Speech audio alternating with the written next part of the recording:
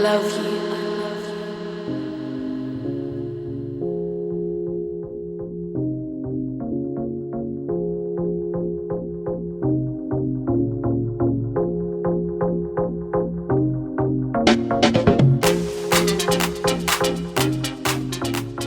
I've always loved this city. My family grew up in the Philadelphia area, and I remember every time that we would get in the car, I would put my headphones on. We used to actually call it a Walkman. If you're under 30, you can Google that. It's pretty cool. So I'd put on my headphones and I would gaze out the window, and I felt like I was in a music video. As I was playing some hip hop music, I'd see the buildings, the trains, the graffiti on the wall, the sights, the sounds, and the smells of the city. I've always loved the city and the diversity of all the different kinds of people. I just love the richness of seeing different cultures come together like a big melting pot. But still, you know what? At the end of the day, most of us will still spend most of our time with people that are most like us. And it's kind of our human nature. But in the last couple decades, our cities, our neighborhoods, even the suburbs are becoming more and more diverse. Ethnically diverse, age-wise, and different economic brackets all converging together. Bottom line is our neighbors are becoming more and more diverse.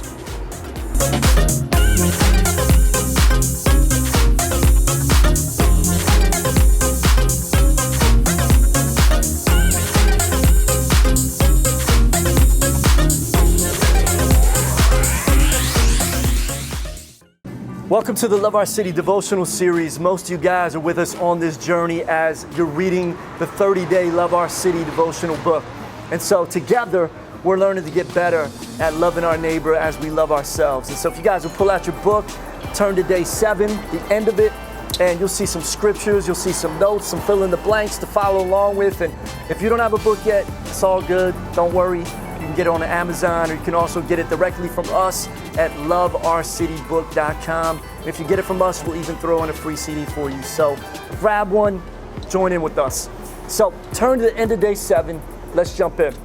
So in Matthew chapter 22, the religious leaders of Jesus' day, they're coming at him left and right. They're trying to make him look bad all the time. And so one of them tried to trap Jesus, and they asked him, "Hey, Jesus, what's the most important commandment in the law of Moses?" So look at how Jesus responded in verse 37. He said, "You must love the Lord your God with all your heart, all your soul, and all your mind. This is the first and the greatest commandment. The second is equally as important. Love your neighbor as you love yourself." So the entire law and all the demands of the prophets are based on these 2 commandments. So first, love God. Secondly, love your neighbor as you love yourself. Sounds easy enough, right? It's pretty simple. But putting that into everyday action can get challenging. Why is that? Well, let's be honest today, guys. We have some problems. You have problems. Look at the person next to you and tell them, you got problems. Look at the other person. If you're with somebody, say, you got problems. We all have problems. So I want to break down these problems and give us some practical solutions in this first session. So here's the first one. Write it down. We have a comfort problem. We love to be comfortable. There's entire industries that are built around making us feel comfortable, happy, satisfied, safe. And so going through this pandemic has made all of us feel very uncomfortable, right? A lot of our regular freedoms were taken away for a while. It caused all of us to rely even more on technology and to stay connected. Some of us became tech gurus. We became way more tech savvy in the past year or 2, right? We discovered all these apps to help make our life easier and more convenient. But honestly, most of us, if you were like me, we found ourselves even busier than ever. We had virtual meetings, Zoom calls, videos to watch, podcasts to listen to. And you know, some of you may not even have enough time to watch this whole video. You're gonna watch half of it later because we have so much to do, right? So many people missed the reset button that God was pressing during the pandemic.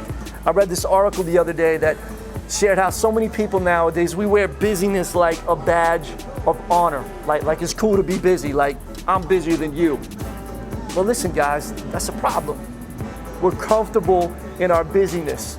And it's really hard to put God first if we got so much other stuff going on. And secondly, it's hard to think about our neighbor when we're so focused on ourselves and all the stuff that we're working on. Then on top of that, if our neighbors are actually different than us, many times we're like intimidated. Can we relate to them? Are they going to accept us? Are they going to reject us? And so, but hey, listen, that's where the supernatural can step in. Some of the last words that Jesus told his squad was to go and make disciples of who? Of all nations. Of all nations. And so at the end of that passage, here's the best part. Circle this in your notes, inside of your book. Jesus said, I am with you always. This wasn't comfortable for his disciples to go out and make other disciples. But remember, I mean, think about it. Remember what happened when Jesus got arrested, and then when he got beaten, and then when he got crucified. Where did his disciples go? Most of them went and hid. I mean, his main man, Peter, didn't even want to admit that he knew Jesus. 3 times he denied him. So how did they then spread this movement around the world when there wasn't even Wi-Fi? How did it go viral? How did they boldly make disciples? This is how, guys. They were empowered by the Holy Spirit. He helped them push past their comfort issues.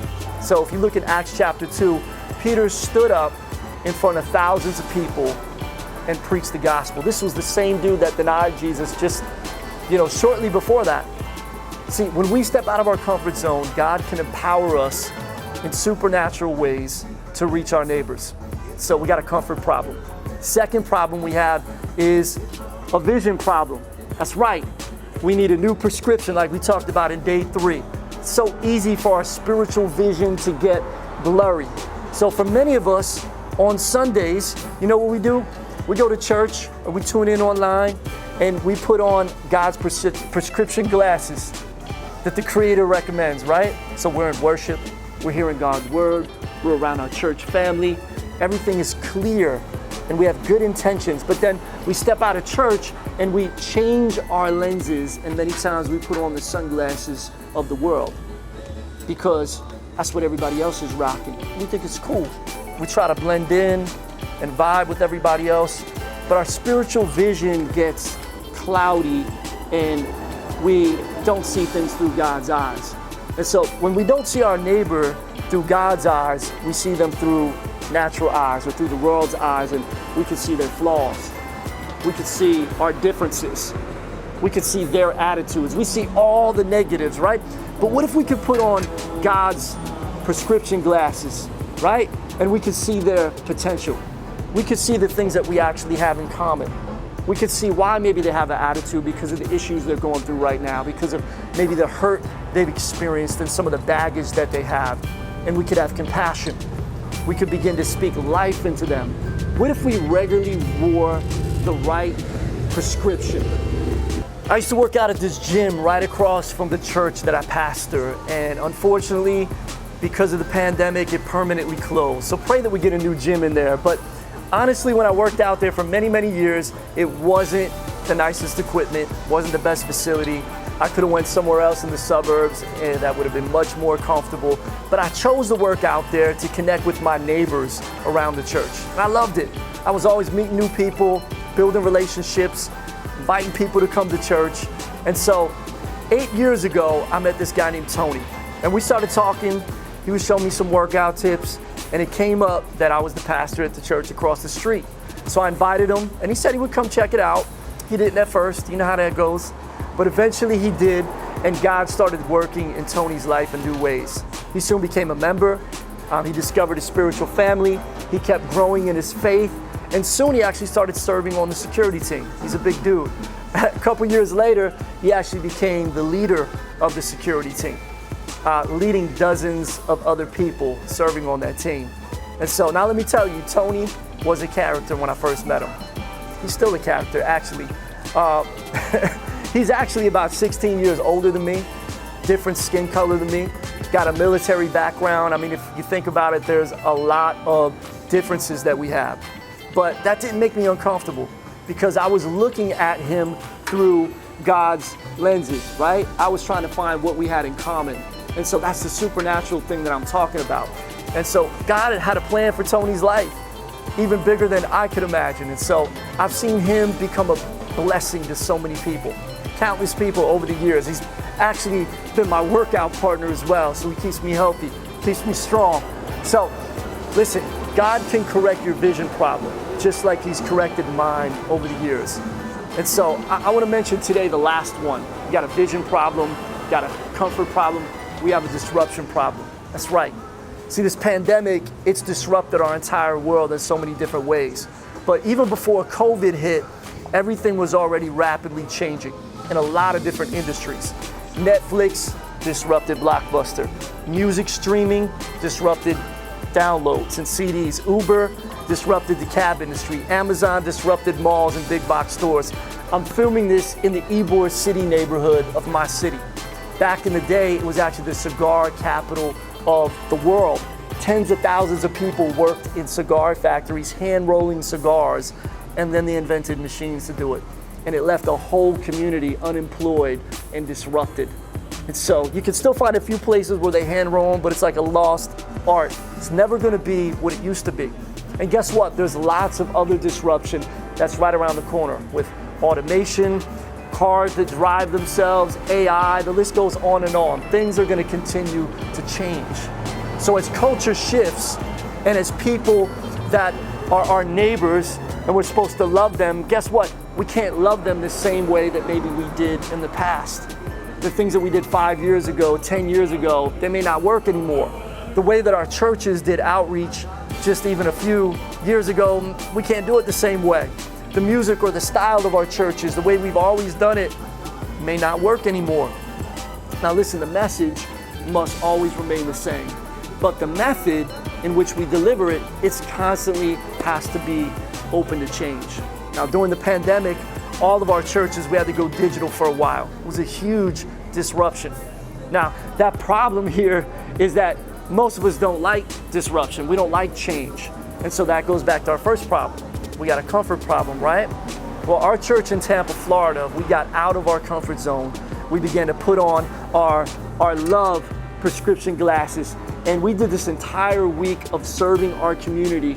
And we actually became the disruption. It was one of the most revolutionary things that we've ever done as a church. And it's continued to grow every single year. The most recent Love Our City week that we did had over 1,500 volunteers.